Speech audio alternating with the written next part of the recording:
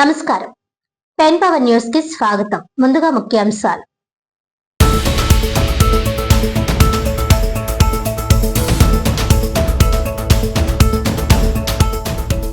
కాకినాడ జిల్లాకు నూతనంగా 18-102 తల్లి బిడ్డ ఎక్స్ప్రెస్ వాహనాల కేటాయింపు.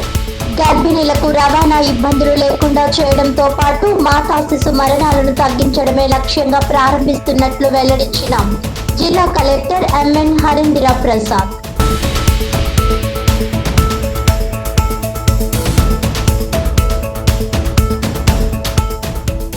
రాజమహేంద్రవరం నగరంలో పీజీ వైద్య విద్యార్థినిని కారుతో ఢీకొట్టి అత్యంత కిరాతకంగా ప్రాణాలు తీసిన దోషులను కఠినంగా శిక్షించాలి.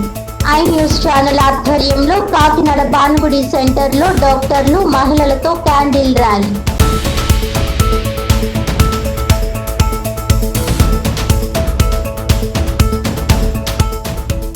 కాకినాడ జిల్లాలో శబ్ద కాలుష్యానికి కారణమవుతున్న మాడిఫైడ్ సైలెన్సర్లపై ట్రాఫిక్ పోలీసులు కొరడా. జిల్లా ఎస్పీ జి బిన్ను మాధవ్ ఆదేశాల మేరకు ప్రత్యేక చర్యలు చేపట్టిన additional SP doctor Mahanti Kishore Kumar.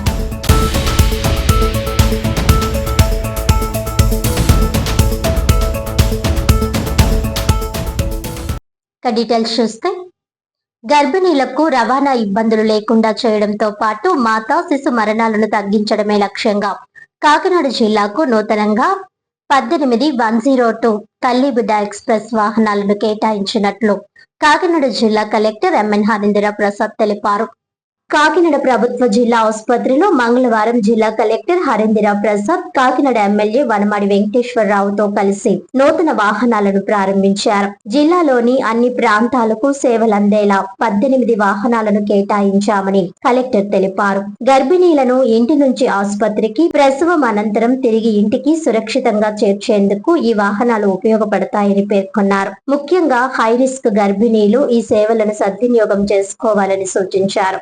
ఏఎన్ఎంలు, కమ్యూనిటీ హెల్త్ ఆఫీసర్లు, పిహెచ్సి వైద్యాధికారుల ద్వారా 102 వాహనాలను బుక్ చేసుకోవచ్చునని తెలిపారు. ఈ సందర్భంగా ఎమ్మెల్యే వనమాడి వెంకటేశ్వరరావు మాట్లాడుతూ రాష్ట్ర వ్యాప్తంగా 500 తల్లి బిడ్డ ఎక్స్ప్రెస్ వాహనాలను ప్రారంభించగా కాకినాడ జిల్లాకు తొలి విడతగా కేటాయించిన 18 వాహనాల్లో 7 వాహనాలను ప్రారంభించడం సంతోషంగా ఉందన్నారు. అత్యవసర సమయాల్లో ఉపయోగపడేలా నూతన సాంకేతికత, 6 ఎయిర్ బ్యాగులు, ప్రత్యేక ఎమర్జెన్సీ బటన్ వంటి సౌకర్యాలు వాహనాల్లో ఉన్నాయని తెలిపారు. ఈ కార్యక్రమంలో జిల్లా వైద్య ఆరోగ్య శాఖ అధికారి doctor K Anitha, GGH superintendent doctor Lavanya Kumari, deputy superintendent doctor Srinivasan, CSR MO doctor Mehar తదితరులు పాల్గొన్నారు. కాకినాడ జిల్లా ప్రజలందరికీ నమస్కారం. ఈరోజు గౌరవ ముఖ్యమంత్రి వారు ఒక చొరవతో జిల్లా వ్యాప్తంగా 18-102 తల్లి బిడ్డ వాహనాలు మనము ప్రారంభోత్సవం చేపట్టడం జరిగింది. ఈ కార్యక్రమంలో నాతో పాటు ఎమ్మెల్యే మరియు మన స్మార్ట్ సిటీ శాసనసభ్యులు కొండబాబు గారు పాల్గొనడం జరిగింది. వారితో పాటు డిఎంహెచ్ఓ గారు, జీజీహెచ్ సూపరింటెండెంట్ ఆధ్వర్యంలో ఈ కార్యక్రమం చేపట్టడం జరిగింది. ఈ 102 వాహనాల ద్వారా గర్భిణీ స్త్రీలు ఎటువంటి ఇబ్బంది లేకుండా వారు ఒక సేవల్ని ప్రభుత్వ ఆసుపత్రుల్లో అందించుకోవడానికి అనుకూలంగా ప్రారంభించడం జరిగింది. మాతా మరియు శిశు మరణాలు పూర్తిగా తగ్గించడానికి, జీరో చేయడానికి అనుకూలంగా ఈ సేవలు అనేది ప్రారంభించడం జరిగింది. జిల్లాలో ఉన్న అన్ని ఏరియాస్ కవర్ అయ్యే విధంగా 18 వాహనాలు, కొత్త వాహనాలు మనకి కేటాయించడం జరిగింది. ఈ వాహనాల ద్వారా గర్భిణీస్తులు ఎవరున్నారో వారు ఇంటి నుంచి హాస్పిటల్కి, అదేవిధంగా హాస్పిటల్ నుంచి మళ్ళీ తిరిగి ప్రసవ సమయంలో ప్రసవాంతరం ఇంటికి చేరుకోవడానికి వీలుగా ఈ వాహనాలు పనిచేస్తాయి. ఈ బుకింగ్ ఎలా చేసుకోవాలంటే, వారు స్వయంగా కాకుండా వాళ్ళు పరిధిలో ఉన్న ఏఎన్ఎంలు, అదేవిధంగా CHO community health officers, medical officers, PHC medical officers ద్వారా ఈ బుకింగ్ అనేది వారు చేసుకోవచ్చు. ప్రధానంగా హై రిస్క్ ప్రెగ్నెన్సీ ఉన్న మహిళలు ఈ అవకాశాన్ని వాడుకోవాలి. దీంతోపాటు ఏదైనా బ్లడ్ ట్రాన్స్ఫ్యూషన్ చెకప్స్ ఏదైనా చేయించాలన్నా కూడా దీన్ని మనం వాడుకోవడానికి అవకాశం ఉంటుంది.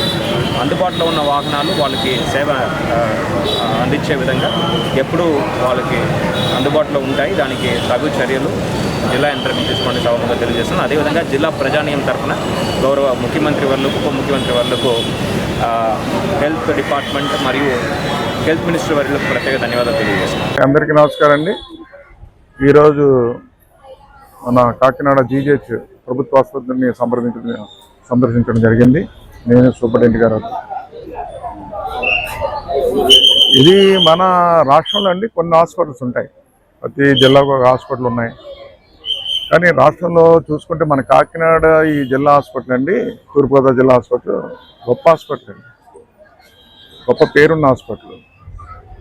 ఓ పక్కన చూస్తే విశాఖ జిల్లా నుంచి కూడా దగ్గర అనకాపల్లి నుంచి ఇక్కడికి వస్తూ ఉంటారండి. అటు వెళ్తారు, విశాఖ ఇక్కడికి కూడా వస్తూ ఉంటారు. ఇక్కడ మంచి వైద్యులు ఉన్నారు, బాగా సర్వీస్ చేస్తారని ఒక గొప్ప నమ్మకం. ఇటు రాజమండ్రి దగ్గర నుంచి, ఇటు వెస్ట్ గోదావరి అక్కడి నుంచి కూడా ఇక్కడ పేషెంట్లు వస్తుంటారు ఎక్కువ. చాలా దగ్గర 3,000 నుంచి 3,500 మంది వస్తారు రోజు పేషెంట్స్. చాలా రద్దీ అయిపోయింది హాస్పిటల్. మంచి డెవలప్ చేయాలనే ఆలోచనతో ముఖ్యమంత్రి చంద్రబాబు నాయుడు గారు అండి 2014లో నేను ఎమ్మెల్యే అయిన తర్వాత ఆ రోజున ఒక రివ్యూ చేసి ఇక్కడ ఉన్నటువంటి బెడ్స్ కూడా సరిపడలేదని చెప్పి ఆ రోజున కొత్తగా 500 బెడ్స్ కట్టుకోవడానికి శంకుస్థాపన చేసాం. కంటిన్యూ గవర్నమెంట్ ఉంటే ఈ పాటికి అయిపోయినండి. అది మా గవర్నమెంట్ లేక, కంటిన్యూ లేక ఇప్పుడు వరకు అవ్వలేదు. ఇప్పుడు ఇక్కడ చదువుకున్న వాళ్ళే డాక్టర్లు అమెరికాలో అక్కడక్కడ సెటిల్ అయిన వాళ్ళందరూ డోనర్స్ సహాయం చేస్తున్నారు. అది పూర్తవుతుంది. ప్రభుత్వం కూడా చాలా చేస్తుంది. అదే కాకుండా ఇక్కడ పరిస్థితులు ఎలా ఉన్నాయి ఒకసారి విశ్లేషణ చేద్దామని అన్ని చూడడానికి వచ్చాం. ఇప్పుడు ఉన్నాయండి, ఓపీ ఉన్నది చూశారు మీరు అందరు కూడా. ఈ ఓపీ అండి గతంలో లోపల ఉండేదండి, లోపలే.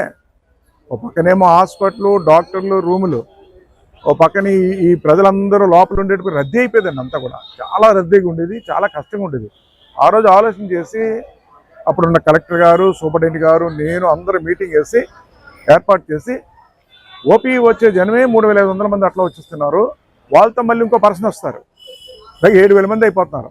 ఆ 7,000 మంది లోపలే తిరుగుతున్నారు ఈ లోపల.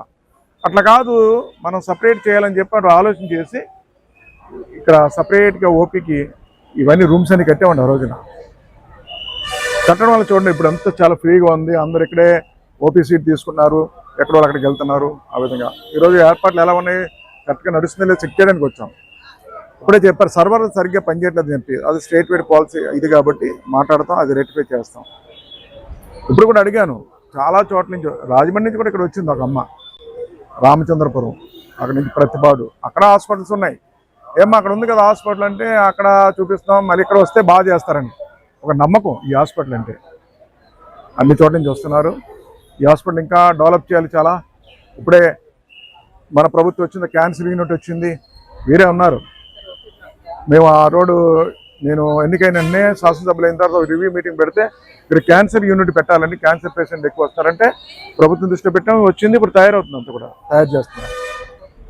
అలాగే ఓపీ బ్లాక్ కూడా ఈరోజు చెప్పాలంటే ఇక్కడ వెహికల్స్ అన్ని రద్దీ అయిపోతుందని చెప్పి ఇక్కడ టీబీ హాస్పిటల్ ఉంది మనకి ఈ రోడ్ అవతల.